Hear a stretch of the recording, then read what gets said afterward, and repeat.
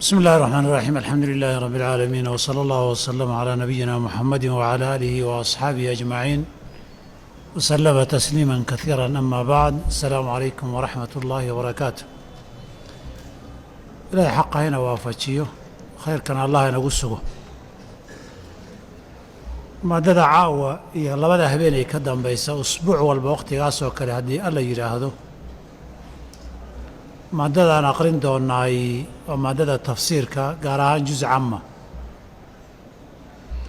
insha allah caawa iyo habeen dambe maaddo hordhacan ka hadli doonaa. haddii alla yidhaahdo habeenka saddexaadna juska suuratu cammaan ka bilaabi doonaa, hoos baan u socon doonaa haddii alla yidhaahdo. waxaan rabaa inaan ka hadlo laba arrimood. si guud ahaanna cashiradu 30 daqiiqo ilaa 45 daqiiqo inaanay dhaafin baan isku dayi doonaa haddii alla yidhaahdo. labada arrimoodaan caawa ka hadli doona waxaa weeye tafsiirka qur-aanku ahmiyadda uu leeyahay, iyo qofka qur-aanka tafsiirkiisa aqrinaya waxa laga doonayo ama qaabka laga doonayo inuu u diyaarsanaado.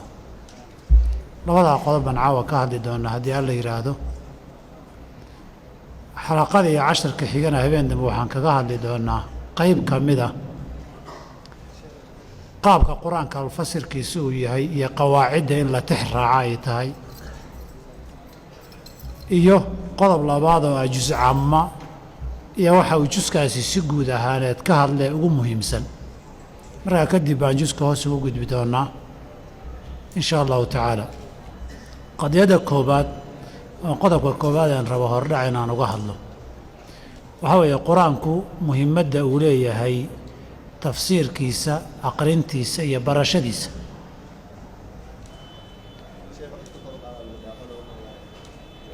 waa mikrofoonkaaga aniga maahan u malaynayaa,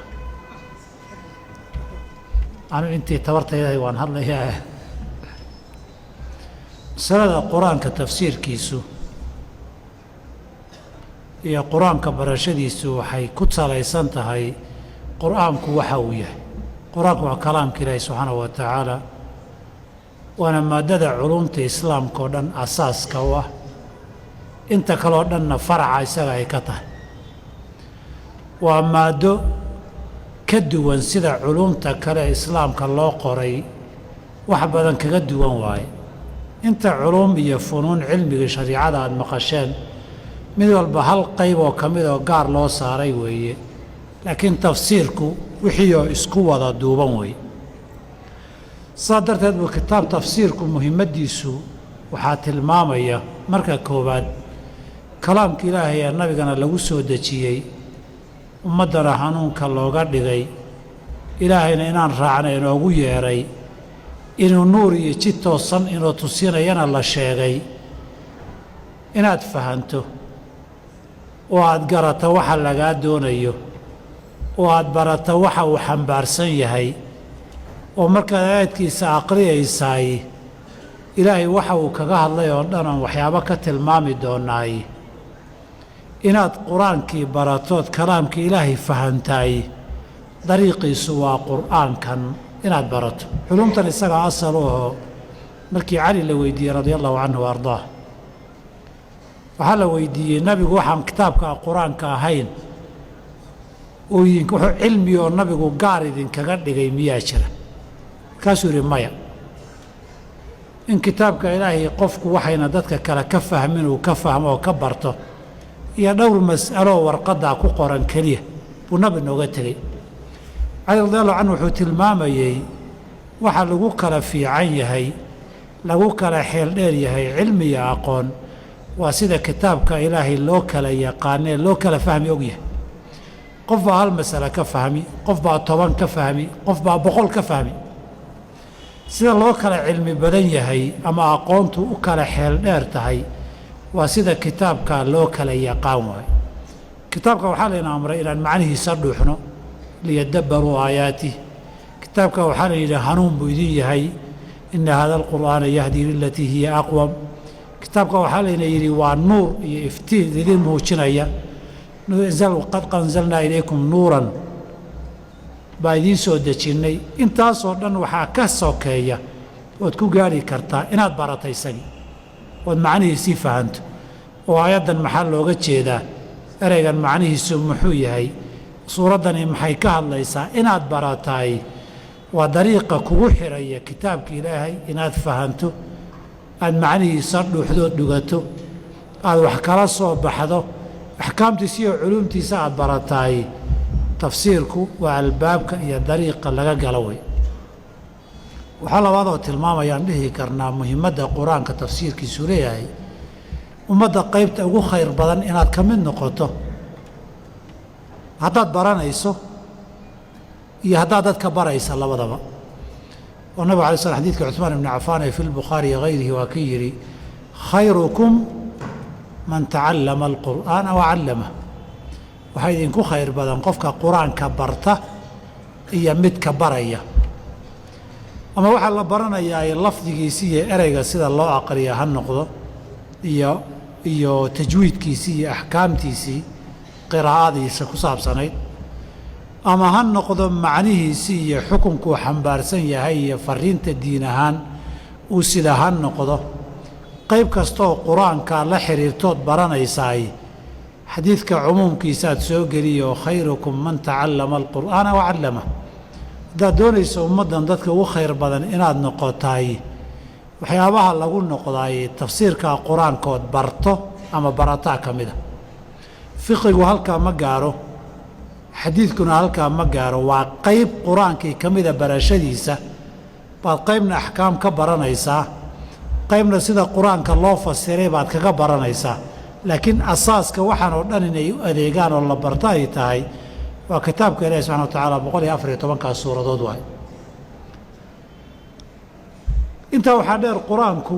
ahamiyadda tafsiirkiisa uu leeyahay qur-aanka waxaa laga bartaa noloshan dunida wixii tegay iyo waxa soo socdaba wixii tegey oo taariikh leh oo wax lagu waaya qaata leh oo aadamuhu qaabkay u noolaan jireen leh oo aadamuhu hardankii soo dhexmaray leh oo aadamuhu wixii u soo qaldamay iyo wixii u soo saxmay leh wixii saxmay waxay ka dhaxleen wixii ka xumaaday wuxuu dhaxal siiyey mustaqbalka soo socdaaye intaa dunida joogta maxaa ka dambeeya noloshan maxaa lala tegi doonaa dadka maxaa ka hor iman doona maraaxish iyo herarkee baa la mari doonaa halkee baa lagu dambayn doonaa sidee baa loo qaybsami doonaa qof walba maxaa sugi doonaaye waxa ka sheekeeya hal meel kaga wada sheekeeya waa qur-aanka aayad baa qaybta horena wixii tegey ka sheekaynaysaa iyo tusaalihiis qaybta dambana waxa soo socda iyo diyaargarowga habboon bay hal aayad laba qaybood kaga sheekayn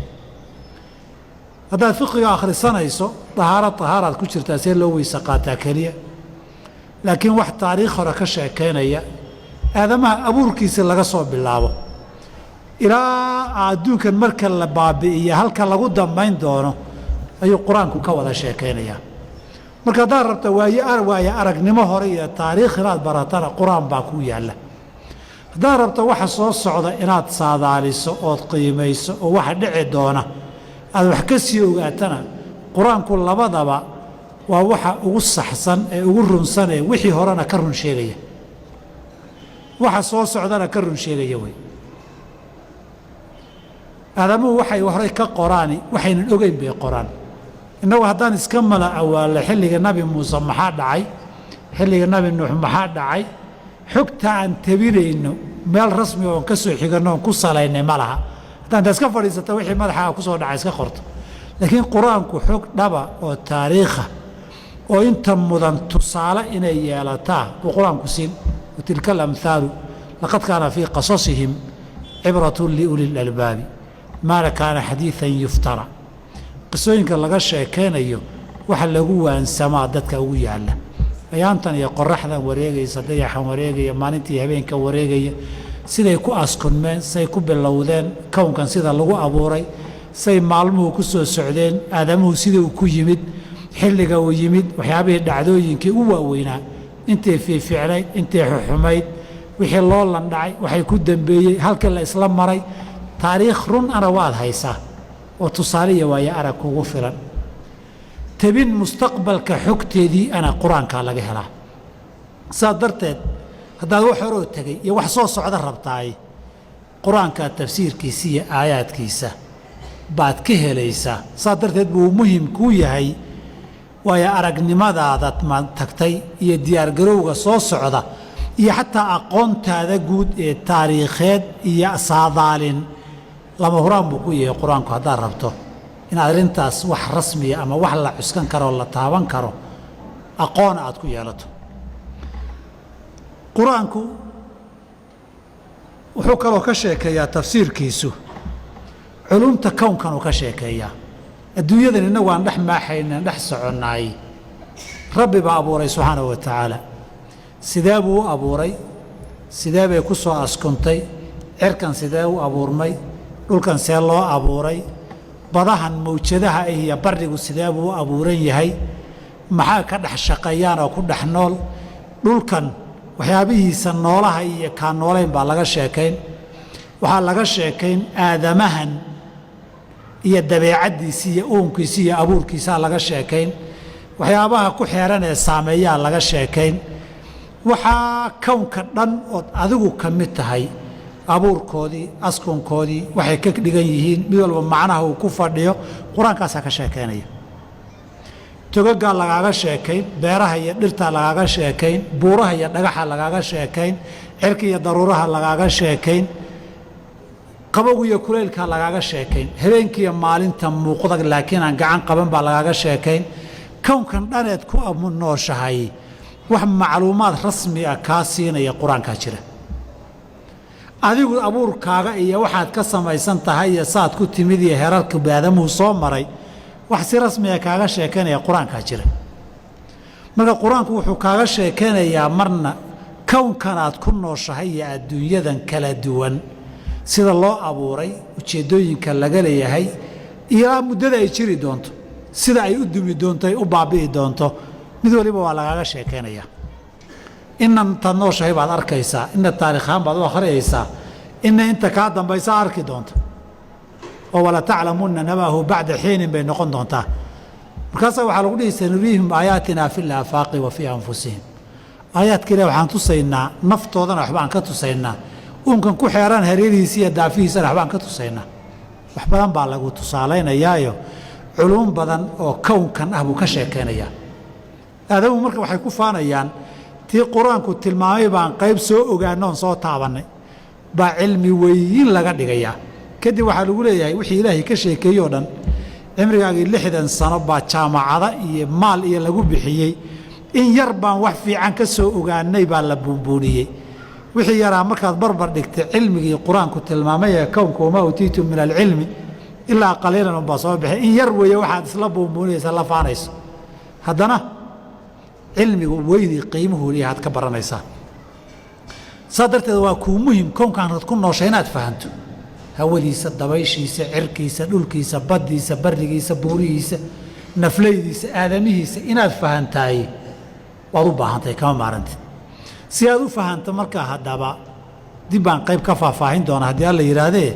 qur-aanka tafsiirkiisaaad u baahantahay waxaa kalood u baahantahay bini aadamku marna waa jirkaagaa baahan marna naftaadaa baahan mar waxaad xerataad u baahan tahay mar waxaad cuntaad u baahan tahay mar waxaad cabtaad u baahan tahay mar wax gaadiid baad u baahan tahay mar guri aad harsataad gashaad u baahan tahay mar shahawaadkaaga inaad gudataad u baahan tahay intii o dhan qur-aanku waa kaaga sheekaynaya maxaa saxan maxaa khaldan sidee baa ku wanaagsan tahay sidee bay ku xun tahay waa lagaga sheekayn axkaam baa laga hadli cunnadii cabbitaankii baacii ganacsigii guurkii gogoshii xukunkii siyaasaddii wax walbood aadamaha noloshooda adduunka ahayd baa laga hadli marna qalbigaaga iyo ruuxdaadii baa laga hadli naftaadii iyo iimaankii iyo waxay u baahan tahay mar janna lagaaga sheekayn isla garabkeedana naar baa lagaaga sheekayn mar waxa xun baa lagaaga hadlay marna waxa fiican baa lagaala hadli mar dadkii xumaa baa lagaaga sheekayn marna dadkii fiicnaa baa lagaaga sheekayn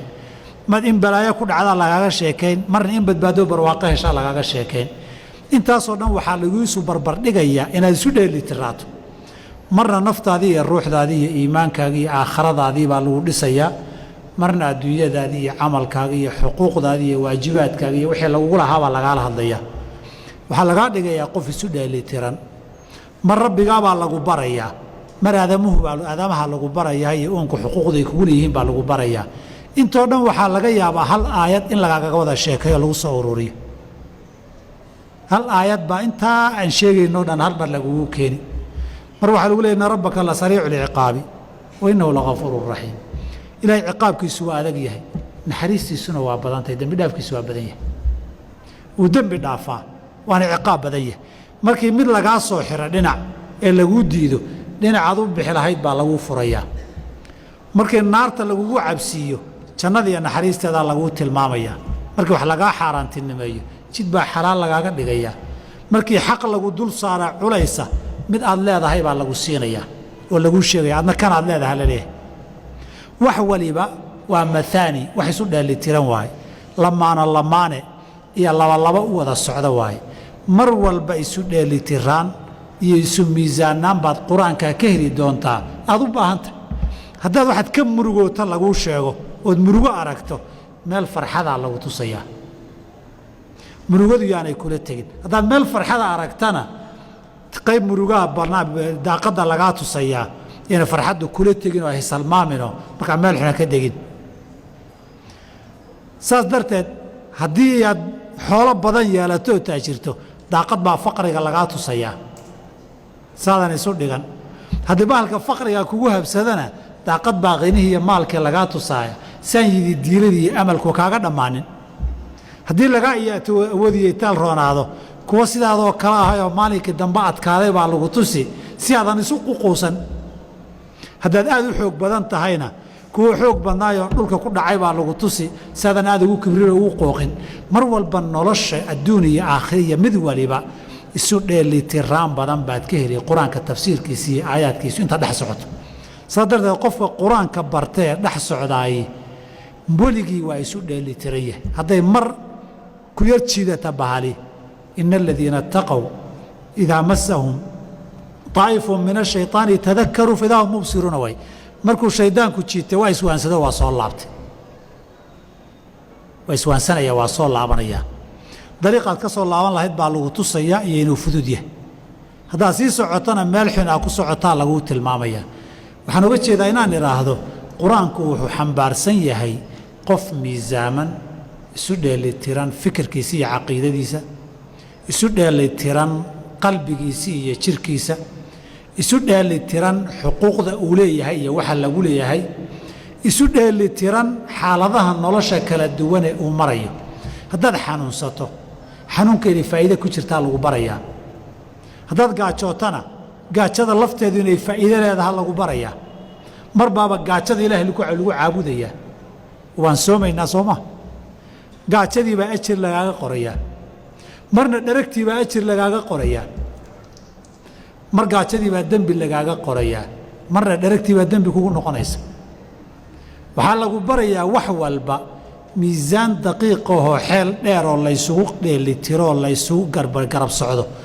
bay noloshani u baahan tahay nolol dheelida looma baahna nolol dhammaystiranoo isu dheelitiran buu aadamuhu wax macno lahoo jira ku noqon karaa inahaasoo dhani marka la eego qofka bini aadamkiihii ee muslimkiihii inuu la noolaado qur-aanka oo aayadaha qur-aanka ku dhex jiraayey kama maarmo intaasi si kooban waa kelmaddeeda qaybtii hore oo aan idhi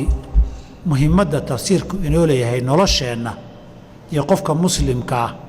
iyo fahamkiisa iyo haqaafaddiisa iyo aqoontiisa iyo wacyigiisa iyo garashadiisa baan rabay intaa inaan wax yar kaga cabiro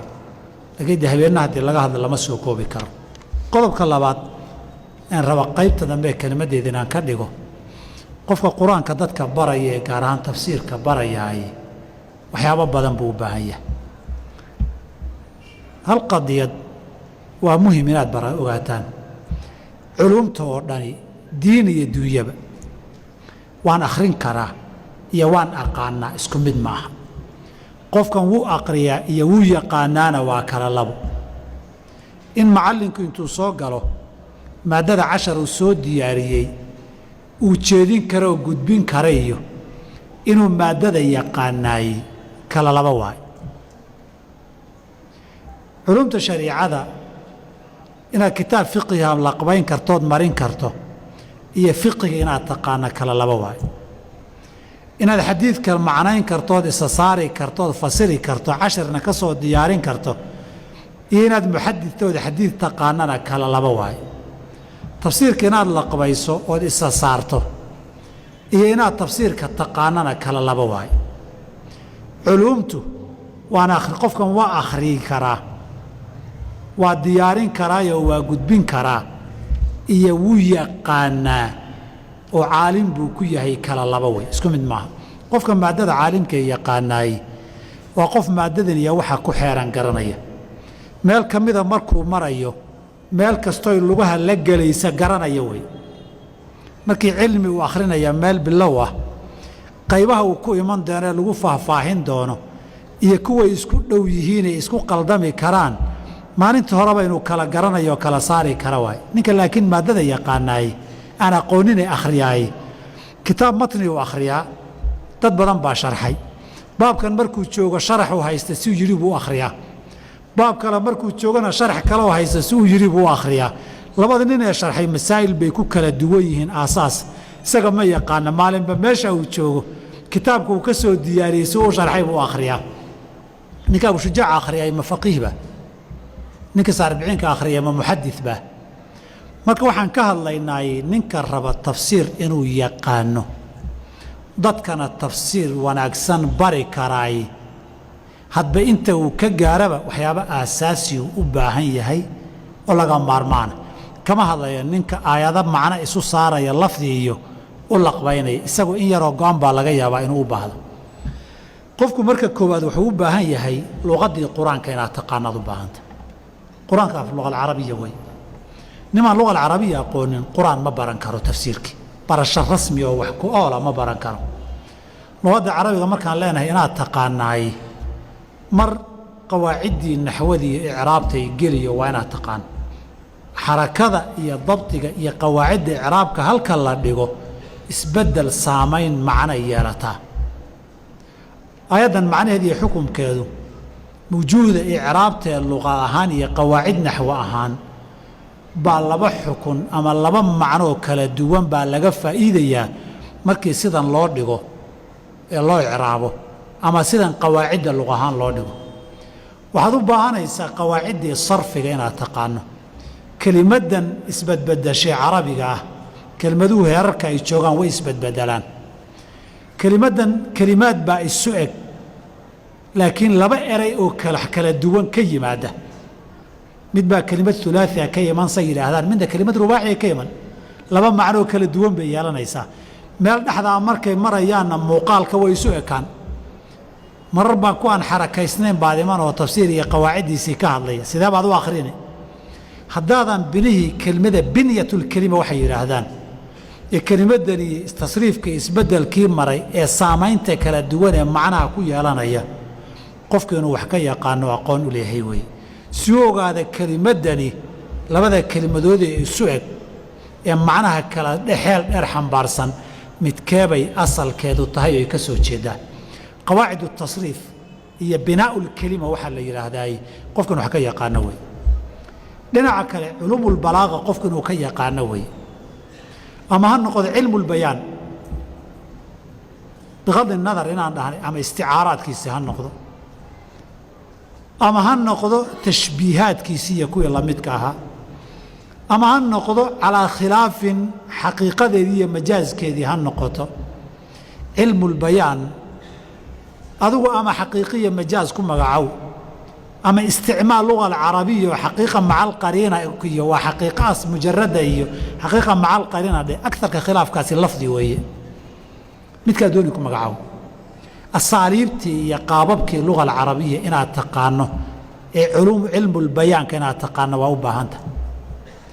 cilmul badiicna waa marxalada labaad waxaan leeyahay cilmul macaanina waa ta labaad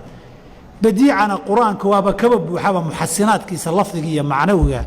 wax badan bay hadba intaad sii aqoon badan tahay baa fahamkaagu sii xeel dheeraan karaya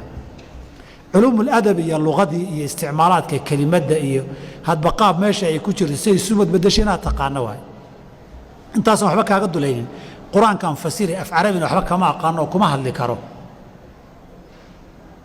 وهنا كو كالو لغا ترجمي كسي ترجم تواي كعن سدحادي كعن أفراد باتيجي مرك نينكا وحي كو خلدما اسكما سيخي كرتيد isagaa ad ku xidhanta laakiin luqadii asalka si fiican adaa u taqaano wuxuu si qaldan u fasiray waad qaban kartaa wadi kartaa may kan sidan inuu yidhahda ma ahayn luqadii iyo culumteedii waxaan rabaa inaan idhaahdo qadar fiican inuu ka yaqaano weeye hadba intay aqoontaadu xeel dheer tahayna fahamkaaga qur-aanka iyo tafsiirku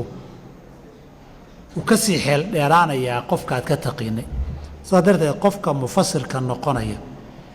macnihii dhabta ee qur-aanka inuu gudbiyo doonaya qawaaciddii asaasiga ahayd ee luga alcarabiya waa inuu yaqaanaa waxa labaadee looga baahan yahay inuu yaqaano waa xadiidka iyo culumtiisii inuu yaqaan wey ilahay markuu kitaabkan soo dejiyey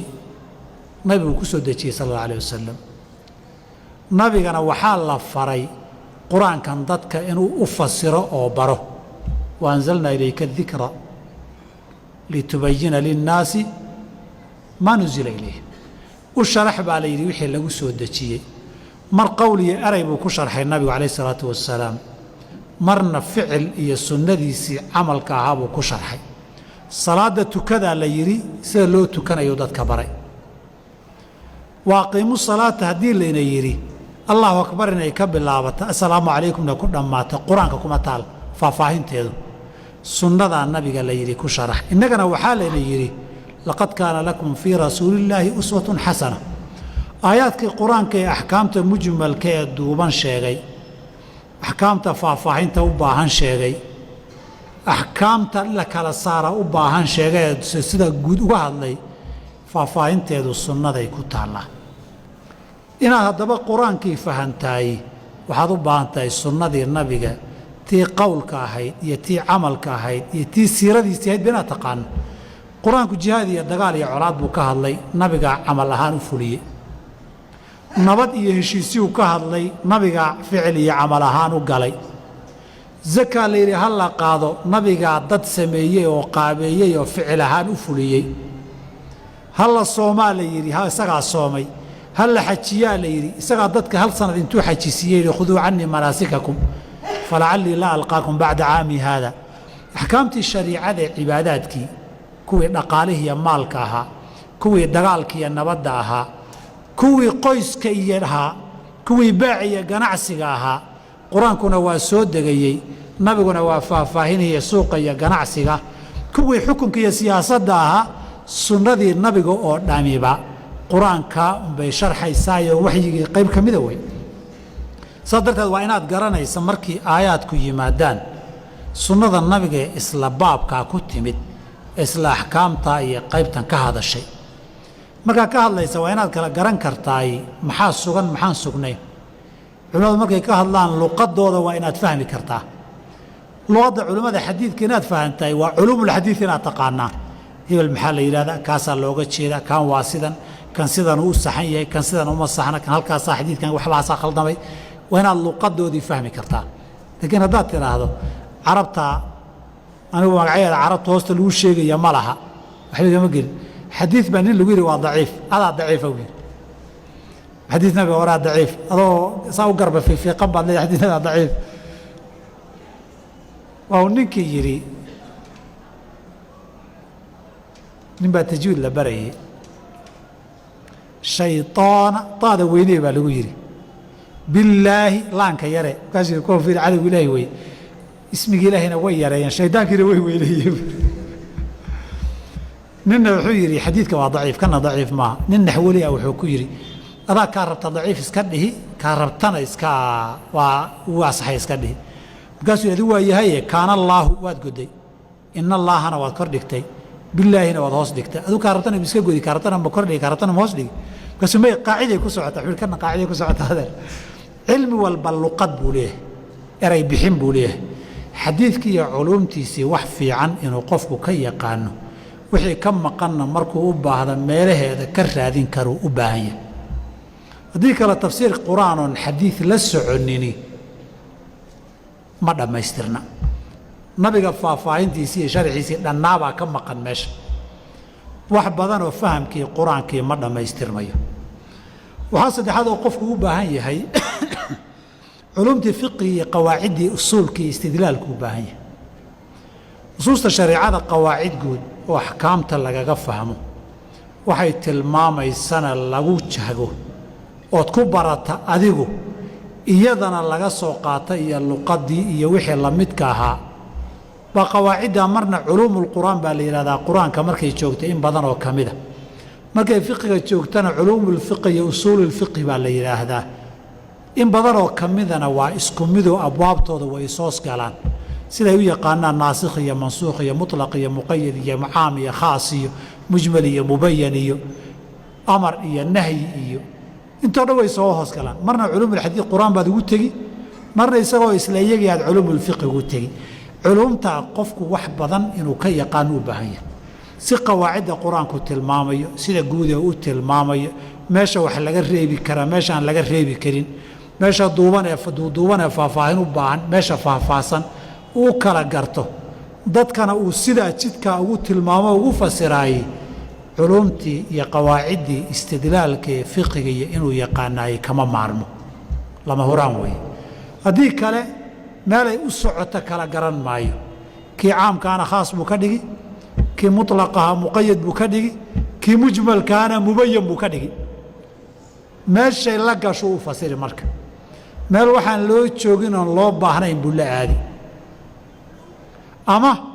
mid intuu ogaaday inuusan aqoonin mardaba iyo murandoona baa ku dabagedin katasaamahe qaacidadaas ahayd qaacida isaga ma yaqaana yaa maxaa la yidhi buu markaasuu isagii laftiisii ninay fududdahay ilaa majara habaabiyuu noqon laakiin hadduu yaqaano wuxuu leeya waa saxanahay ee taad sheegaysa saad u sheegtay mee sida saxda qaacidadu saas ahayd qur-aankana saasay kaga taalla aayaadka iyo aayaadka iyo aayaadka arag xukunka uu sheegayna markii aayaddan sidee baad xukunkan uga fahantay la yidhaahdo qaacidadii lagaga fahmayey buu dul saari haddii kale ar waxaad sheegaysa aayaddii ismaaleh baa la yska dhihi wixii la rabaa loo sheegan karaa qofku taana kama maarmo haddii qur-aanka si fiican uu fasiro uu qofku doonayo culuumulkowniya iyo haqaafad guud iyo aqoon guud inuu lahaada kama maarmo qur-aanku ma aha keliya masaa'il axkaam qur-aanku wax badaanoo culumtii ijtimaaciga ahaydna waa ka sheekeeyaa mar qur-aanku wuxuu kula geli caafimaad oo insaankan iyo aadamahan iyo abuurkiisii iyo biyuhu ka abuurmay iyo intay ku jirtay bay aayaadkii iyo axaadiidii fasiraya kula geli min nudfatin uma min calaqatin uma min mudqatin mukhallaqatin baad geli oo markaa wuxuu u baahan qofku yuusan dhakhtar ahaanin laakiin faham fiican inuu ka haysto u baahan xadda asaasiga markuu sheegana ahlu dikrigeeda uu u wareejiyo oo yidhahda faahfaahinteeda halkaas ka doono mar qur-aanku wuxuu kaaga sheekayn dhirta iyo nabaadka dhirtii baxday say midhaha u soo baxay midhihii la beeray ka qoraxday ka baxay ka meesha bannaanka ka baxay mid iftiimaya oo dhalaalaya mid qoyanaayoo weynaaday midhihii uu dhalay isagoo sii caddaaday isagoo jaallo noqday isagoo madow noqday isagoo burburay baa laga sheekayn midhihii beertii kala duwanaayay dhalaysay geedihii waaweynaa beertii la tabcanayay isla go'aysay baa lagaga sheekaynayaa waa inaad wax ka fahmi karto mar badaha iyo waxaa laga sheekaynayaa hirarkooda iyo xayawaanka ku nool iyo khayraadka ku jiro qur-aanku ka sheekayn iyo mar say nicmo u tahay marna khatar u tahay maraakiibta iyo doomaha si ilaahay ugu dulwado marna waxaa laga sheekayn togaas iyo biyaha iyo roobabka iyo duufaanka da'aya iyo daruuraha cirka mar waxaa laga sheekayn dooxooyinka iyo dhulka beeruhu ka baxaan marna waxaa laga sheekayn buuraha iyo dhagxanta lagaga sheekayn iyo mid walba faa'iidadii u leeyahay mar qoraxda iyo dayaxaasaa laga sheekayn mar dabaysha iyo hawadaa laga sheekayn mar insaankan marka laga soo tago nafleyda kale nool baa lagaga sheekayn mar insaankiibaa si kale looga sheekaynoo dabeecaddiisa iyo qaabkuu u fikiro hadduu madax noqdo muxuu qaabkee u fikiraa hadduu maalqabeen noqdo qaabkeebuu u fikiraa haddii ay shahwo qabato qaabkeebuu u fikiraa insaanka bini aadamku hadduu caruur badan yeesho seebuu u fikiraa intaba hadduu waayo sideebuu u fikiraa baa lagaaga sheekayn iyo naftan see loo daweeyaa iyo cudurrada nafta bini aadamka damiirkiisa ku dhaca tii caafimaad marka laga soo tago fikirka bini aadamka isbedbedelka ku dhacay sida uu noqdaa lagaga sheekayn mar culuumul jadali wal munaadara laga sheekayn oo maanta dhan kuwa mushrik oo geed caabudayo dhagax caabudayo daanyeer caabudayo jiir caabudayo ku ilaah ma jira leh ba maanta dhan quraanku dood iyo garan baa laga sheekeenaya mar waxa lagu doodayaa cirka iyo samada iyo hawada iyo xayawaanka iyo badaha iyo mar insaankan iyo aadamahan iyo maxaa awood leedahay lagu doodayaa mar taariikh buu ka sheekeen quraanku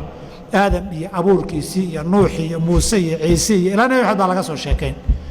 waxaa soo dhan qofka doonaya quraanka macnihiisa runta dadka inuu fahansiiyay inuu wax u faham ka haysto markuu u baahdana wax ka aqrin karo oo ka soo diyaarin karo u baahanaya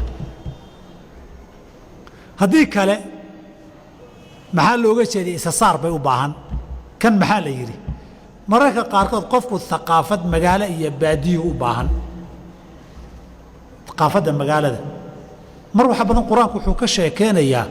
wax qof magaalo jooga oo culum akhristay uu fahmayo marna waxaa laga sheekeynayaa nin baadiyo jooga oo xoolo dhaqado oo geedaha iyo beeraha iyo dhirta la nool wuxuu fahmi karo wiilka magaalada ku dhashay ee iskuulka u kalaaya buu wax ka akhristay markii beer iyo xoolo nool iyo geedo iyo dhir iyo habeen iyo dayax iyo mugdi iyo laga sheekeeyo mugdiga la sheegaya markay korontada tagtaa uu ku dhihi korontada markay tagta miyaa nin baadiyo jooga marka waxaan kale laga sheekeynayana waa ku fiirinoo kula yaabi quraanku ma dadka baadiyo ka sheekeeya mar dadka magaalo ka sheekeeya mar waxa lagu leeyahay al-a'raab ashaddu kufran wa nifaaqan marna waxa lagu leeyahay min ahli al-madinati maradu ala an-nifaq kitaabku reer magaalkana waa la hadlaa reer baadiyana waa la hadlaa mar baadiyaha laga hadlay ninka reer baadiyaha si fiican u fahmay oo macaansan nin u fasiri karo u baahan yahay markii magaalada laga hadlayna ninkii magaalada si fiican oo la qabsan guriga laga sheekayn guriga dabaqyo laga sheekayn dabaqyo muraayada laga sheekayn dabaqii muraayada ahayd ku dul socoto biyo hoos socdaan aad moodaysan aad ku dhacaysaa laga sheekayn nin baadiyo jooga waxaasi wuxuu haystaa khuraafiya khayaal ay ku dhici kartaa marna geed qodax leh oo hadaad waxyar kala soo bax tiri oo markaa ruug tiri qodax carabka ka mudday ciribka ka muddaa laga sheekay kaasoo ninka baadiyaha garanayo geed qodax oo mara ku dhagayo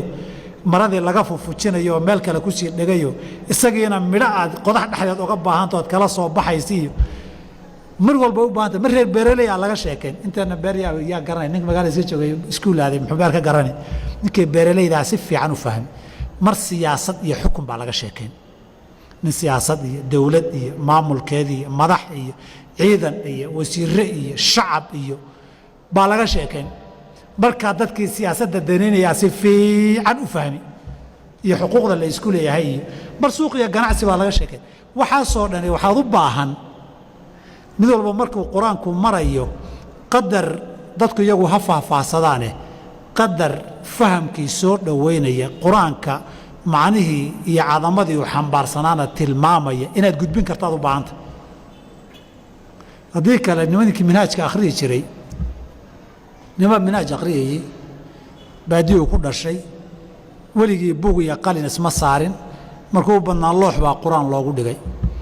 weligiina intii qalin loo qaaday xisaab iyo ku dar iyo ka goo iyo tanaa ka jaban oo jajaban iyo tanaa jajab noqotay weligii ma arag markaasuu minhaaj buu akhristay faslu raad buu soo gaaro baabu tahaara ugu dambeeya faslu raad wuxuu ka sheekeynayaa gabdhaha caadada ku dhacda haddii caada wareer yimaado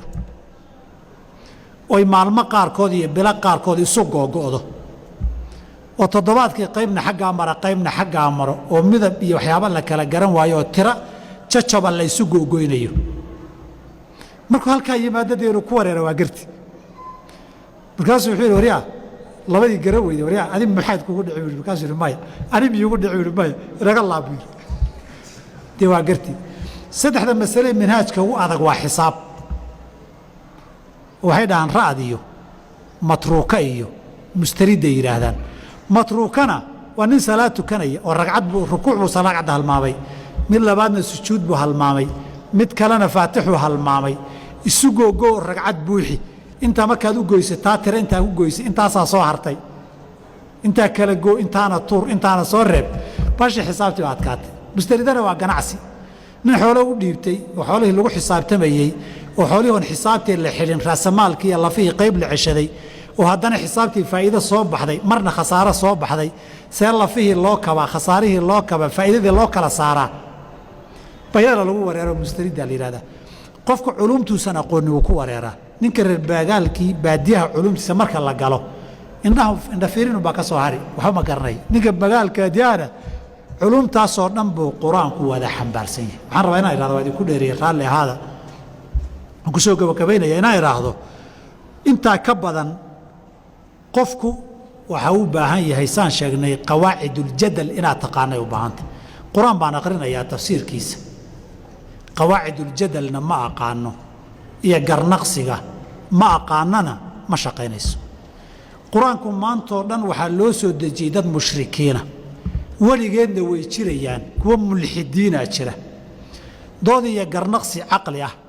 mar xisaaba mar halxilaaliya garnaqsi cilmi ah mar googaalaysi ah qur-aanka ka buuxa oo ninba suu yahay loola hadlayo noocba noocooda loola doodayo haddaadan qawaaciddii jadalka iyo xijaajka aadan garanaynin oo qur-aanku faraya wajaadilhum bilatii hiya axsan qur-aanka qayb badan oo ka mid a macnihiisii dadka si saxa uguma gudbin kartid nimankii ilaahyo badan baa jira la yidhi waa kii xisaab tirasan la hor dhigay waxaa la yidhi haddii laba ilaah ka jiraan laba mid bay noqon lahayd inay isla awood og yihiin inay kala awood badan yihiin hadday kala awood badan yihiin nin laga awood badan yahay ilaah ma noqon kara dee kii ka weynaabaa jooga isaga waa in la tuuraa haddayna kala awood badnayn intay isku dhacaan in kownkan nidaamka ku socda la isla derderoo laba maroodi oo isku dhacda isla burburay noqon lahayd mana dhicin haddaba laba isla awood leegna inayna jirin bay caddayn u tahay qul low kaana fiihimaa aalihatun ila allaahu lafasadata marka laba kala awood badanna nin laga awood badan yahay ilaah ma noqon karee ka saar laba isku awood ana iyagoo marun isderdero wax burbura aad arki lahayd ma dhicin soo maaha laba isku awoodana ma jiraan maxaa soo haray hal mid baa jira xisaabta natiijada doodda halkaa ku soo fariisi ninba wuxuu ku leeyahay anaa adduunkan maamula sidanay u socotaa iyo aduu sidan u soo celi waayo garnaqsi badan buu qur-aanka ka buuxa cilmuljadal iyo qawaaciddiisii inaad garanaysa weye si dadkaad baraysa u xambaaraan markay arkaan goobihii tagaan inay ku garnaqsan karaan qur-aankii oo wixii haddii kale isagoo qur-aankii xambaarsan baa gartuu qur-aanku ka jawaabay baa laga heli intaa kadib waxaa kelmaddeenna dambe habeen dambe ku saabsanaan doonaa uu u baahan yahay qofku qawaacidda tafsiirka inuu wax ka yaqaan